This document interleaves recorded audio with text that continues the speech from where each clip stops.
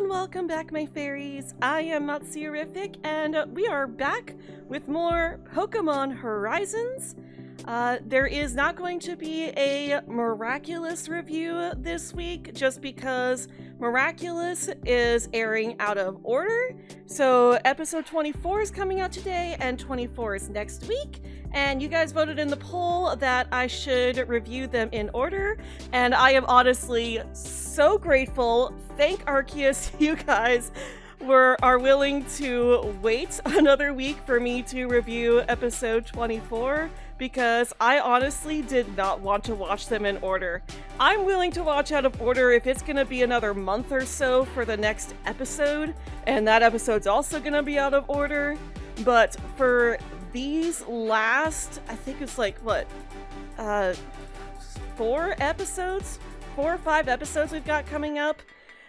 This is like the finale of the arc. It needs to be watched in order, so I'm trying to avoid spoilers for that. But you guys aren't here for Miraculous, you're here for Pokemon. Unless you're here for both, in which case, I appreciate you guys. I appreciate you even if you're only here for one thing or the other, but I still appreciate you being here. Anyways, without further ado, let's get into the review of the video. Also, I just almost forgot to say, I realized that I forgot to switch my avatar. I was still in the Fairy Princess avatar outfit before, so I'm back in my Paldea uniform, with my avatar glitching out apparently. But anyways, so last time we got to see what I'm assuming is the end of the introductionary arc, where we get to meet all of our characters, learn what their dreams are. I mean, we haven't really heard what Liko's dream is yet. I assume if she doesn't have a dream yet, then I'm sure she'll develop one very soon. She kind of reminds me of May in that fact. Like, May didn't know what she wanted other than she wanted to travel, but she didn't really know what she wanted to do with Pokemon until she traveled for a bit and got to know Pokemon and learned to appreciate them more. And Liko doesn't have the same issues that May did, but, you know, just the fact that we don't know what her dream yet just kind of makes me think of May. Yeah, so last time we got to see that she has made the decision that she is going to continue traveling with the Rising Bees. And yeah, we have still not seen Spinel and his crew going after Liko yet, and her pendant. But we do know that the other explorers group, I can't remember any of their names, but the group that was initially after her, they are now after Black Rayquaza. And the Rising Bees are now on their way to Artazon to speak to Brassius. I couldn't remember his name before, but I remembered it now. The grass-type gym leader, because there's a rumor that he might know something about the Black Rayquaza. So they are on their way to Artazon. I highly doubt we're actually going to arrive in Artazon today, but who knows? Maybe they won't have filler, but this will probably be a filler episode, just to get to know the characters a little bit more. Maybe this will be the episode where Dot finally comes out of her room and introduces herself properly to Liko and Roy. That would be really cool. Maybe, you know, Liko goes to her room and is like, hey, you know, I saw your costume and I was just wondering if you're that PokeTuber that I really like. And so, yeah, that'll be interesting to see. Even if she doesn't, you know, maybe she'll be like, oh, you know, I wonder, you know, could Dot actually be her? It's like, but we'll see. I'm gonna stop rambling and go watch the episode, and I will be right back. Okay, so we actually do get to make it to Artazon, and we don't just meet Brassius, but we also meet Nemona, which is actually pretty cool. So they arrive in Artazon, and Liko and Roy head off on their own to go meet up with Brassius. And on the way, they actually meet up with Nemona, who's finishing up a battle with another character, and she's wearing the uniform for the Orange Academy, which they did establish in a previous episode that is the canon school in the anime, so it's Orange Academy. And she they tell her that they're looking for Brassius, and she's like, oh yeah, I know him, but he's been kind of in a weird mood lately. He stopped accepting gym battles, and he's basically held up in his atelier right now. And people are trying to gather Sunflora, because Sunflora is said to embody the sun and smiles. So people are actually trying to gather Sunflora together to cheer Brassius up. And so she joins them and leads them to Brassius's house, where they find that he has smashed up one of his sculptures that he's working on. And we do get a bit of a glimpse earlier in the episode as well of him working on his Rayquaza sculpture, based on his experience seeing the Black Rayquaza. And they're like, hey, are you okay? And you see him with like these dark circles under his eyes, and he's like, I'm fine. And they're like, sure, okay, we totally believe you. So he invites them into his house. Liko introduces herself as Alex's daughter. That's her dad. And he's like, oh, you're that Alex's daughter. Oh, that's great. Come on in, have some tea. And oh my gosh, I absolutely love the mugs and stuff that he has. They're all based on grass type Pokemon, and he says he even made them himself. It's like, that's awesome. That's really cool that he's able to do that. I mean, it makes sense. He's an artist and a sculptor, so yeah, he would have a lot of stuff in his house that he made himself. And we also get to meet his Dolliv. We got to see a Smoliv earlier in the episode as well, so they basically are like, oh yeah, here's the entire Smoliv line. But he has this Dolliv that actually like squirts oil, like when she's surprised or when she's happy. And it actually, like, every time she squirts oil, it just ends up on Nemona's palm hut. And we even get to see, like, since it's like soaked in oil and everything, we get to see that Pawmot's large fluffy paws, that's all fur. That is all fur. While it's soaked in oil, with all the oil on it, it tries to wipe itself off, but it's still, it's oil. It doesn't come off that easily. But you see the fur on its paws just go completely limp, so its paws aren't fluffy at all, and it's like, oh my goodness. It is so weird seeing a Pawmot with such thin little arms. But, yeah, and I do love that for the rest of this scene, Pawmot's fur is just all ruffled up and mangled, and it's like, yeah, it's covered in oil, one little rag is not going to wipe off all of that oil. You gotta give it an actual bath, and it's like, aw, poor little Pawmot, poor baby. But they tell Brassius why they're there, that they're looking for information on the Black Rayquaza, and as soon as Roy mentions Rayquaza, Brassius like, that is not avant-garde, and he just storms off. And that's when Liko notices a broken piece of Rayquaza sculpture and realizes that Brassius is in a creative slump. She's like, oh, my dad gets these all the time. He gets in these slumps, and there's just nothing you make just seems good enough.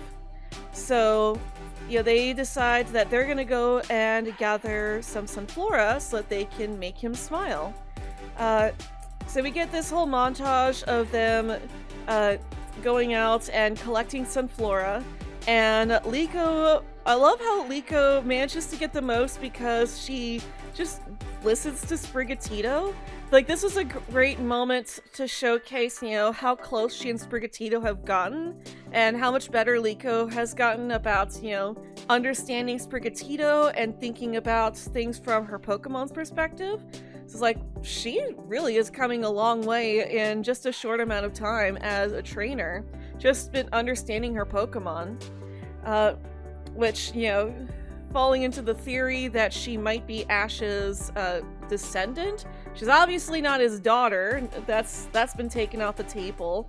But if she is related to Ash in any way, shape, or form, then, it makes a lot of sense that she would have this connection to Pokemon. But she looks at Sprigatito and is like, oh, Sprigatito loves bathing in the sun. Hey, wait a minute. Sunflora are supposed to embody the sun. Okay, Sprigatito, take me to where you would like to go. So she finds all these Sunflora just by following her Sprigatito, and I thought that was awesome. It's like, oh, I love that they're showing this great bond that she has with her Pokemon. So Brassius sees what they're doing and starts following them, and then Dolliv, after realizing that they're doing this to cheer up Brassius, just sort of, comes out and is like, hey, Brassius is actually right here. She squirts him with more oil to be like, hey, stop hiding. These kids are doing this really awesome thing for you. And he's like, all right, fine. I'll tell you about what happened. So he takes them back to his atelier and shows him this sculpture that he's working on. It's supposed to be like a Sunflora cowering in the presence of a Rayquaza. And he tells them, that it's like, oh, it's, how it's supposed to be capturing like the fear that Sunflora has in front of Rayquaza. And he was working on this before he saw the actual shiny Rayquaza. And when he saw the real thing, he realizes, that he is the Sunflora in that moment, and he's just so intimidated that now he can't really feel satisfied with how his sculpture looks because it doesn't feel right to him. But then Roy comments like, wow, this is actually really amazing. It looks just like Rayquaza.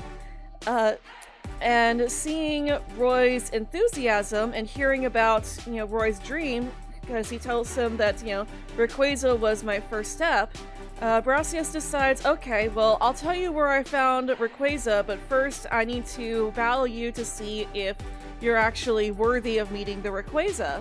So they have a battle, very similar to like an actual gym battle. He even jumps off the windmill like he does in the games, which is enough for Nimona to say, oh yeah, that's the Mr. Brassius I know, he's back.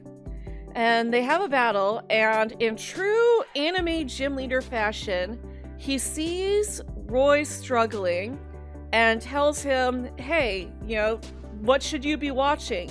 You shouldn't be watching my Pokemon first and foremost, you need to be watching your Pokemon. And that's when Roy looks at Fuecoco and realizes, oh hey, Fuecoco is actually learning a new move. So they use the new move to defeat the Sudowoodo, but they don't actually get to beat him yet because Sudowoodo then terastallizes, and Roy's like, oh hey, now I finally have a type advantage, but they still get taken out by Trailblaze. I almost forgot about the part at the very beginning of the battle where he's like, oh, I've never seen this Pokemon before, and Liko tries to warn him that, yeah, by the way, that's a grass type, or that's a rock type. But before she could get out rock type, he's like, that's obviously a grass type, and then he just goes full force in. Yeah, they struggle for a bit, but then Brassius gives them some advice, so they're able to pick themselves back up in the middle of the battle, learn a new move, Stomping Tantrum, which is a ground-type move and super effective against Sudowoodo, but they still aren't able to beat him, which makes a lot of sense, because Roy is still a very inexperienced trainer. He's still learning the basics of battle, and Brassius is a gym leader. So yeah, it makes sense that that Roy's just not ready to battle him just yet, even with a... I want to say type advantage, but he's, obviously at a disadvantage with Sudowoodo spending most of the battle as a rock type and only terastallizing at the end just to deal that last Trailblaze. But Brassius then says, that was a great battle, that was, great art, and I'll tell you more about the Rayquaza that I found, where I found it. And then, but before he does, he shows them this sculpture that he made, of an Arbolivia, but it's a bit odd looking, because it doesn't have an actual face. But he says that, you know, this is what happened to an Arbolivia nearby when Rayquaza passed along. And at the end of the episode, Liko mentions that it seems sad. Just something about looking at the sculpture made her feel really sad. So, it's, you know, obviously this is another mystery that they're introducing. I don't think there was anything in the Scarlet and Violet lore about terastallizing affecting the Pokemon, like, in a negative way, like Mega Evolution does, because Mega Evolution is messed up. When you read all the Pokedex entries about the Mega Forms, it is seriously messed up. But we get one last shot at the end of a mysterious Pokemon, and it's actually left unclear what this Pokemon is. It's walking on two legs, but it is like really unclear. It looks like it's a giant Pokemon. Obviously we're in Paldea, not the Galar region, so it's clearly not a Dynamax Pokemon. Plus, if it was a Dynamax Pokemon, it would be glowing red. And again, that can only happen in Galar. This is not Galar, it's Paldea. But, yeah, just another mystery added on to the pile of already growing mysteries. But, yeah. So, the next episode, they're obviously going to go into the forest and continue all of that, and hopefully find that Arbolivia, and maybe get another clue as to where they should go next for Rayquaza. But that is going to be for next week's video. Thank you guys for watching. If you enjoyed this video, then be sure to leave a like, comment down below, and subscribe for more videos from me. We do all sorts of fun stuff on this channel, including playing video games, we do art, and also sometimes talk about cartoons and anime. So if you enjoy stuff, then be sure to ring that bell icon and never miss a video. Thank you guys for watching, and as always, I hope you all have a very magical day.